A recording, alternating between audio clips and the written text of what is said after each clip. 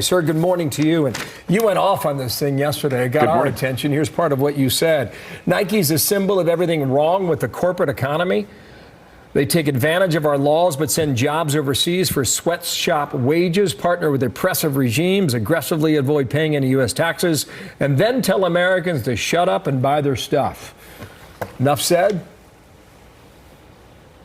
Yeah, I mean, it's just terrible, Bill, what they're doing here. I mean, you would think that this would be something to celebrate. The Betsy Ross flag. I mean, Betsy Ross, let's not forget, an independent businesswoman who had her own shop in Philadelphia, who designed our nation's first flag, who sewed our nation's first flag. I mean, she's truly a founding mother. I mean, this is something that's the best of America, and this is controversial to Nike. But meanwhile, Nike's sure willing to make a buck in China. They're sure willing to partner with an authoritarian, repressive regime. It's the worst kind of hypocrisy. Why do you think they did it?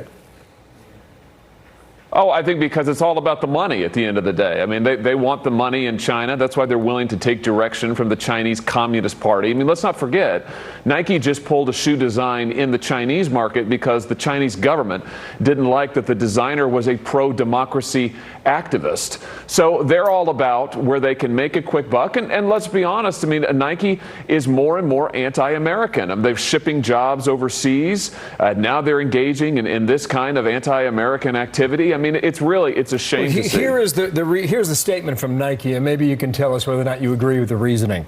Nike made the decision to halt distribution of the Air Max 1 Quick Strike 4th of July based on concerns it could unintentionally offend and detract from the nation's patriotic holiday. What do you think of that?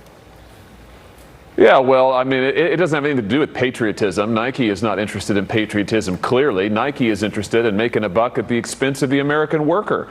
And this is my big issue, Bill. I mean, you look at their behavior, not just now, but over decades now, shipping jobs overseas, pursuing sweatshop labor so they can get their products cheap, and then telling Americans that they should like their anti-American activism, Nike's anti-American activism. I mean, it's just really too much, and all the while trying to avoid paying any U.S. taxes. I mean, this is terrible, and we shouldn't put up with it.